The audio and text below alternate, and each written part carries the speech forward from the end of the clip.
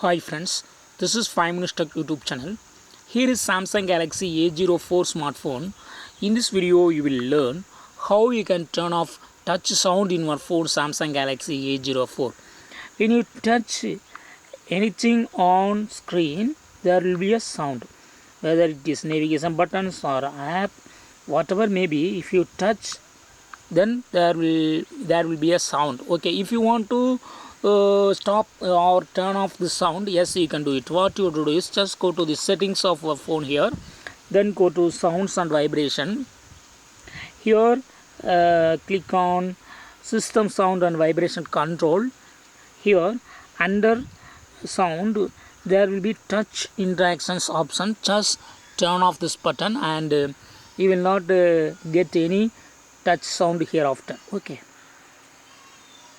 listen here, there is no sound as of now.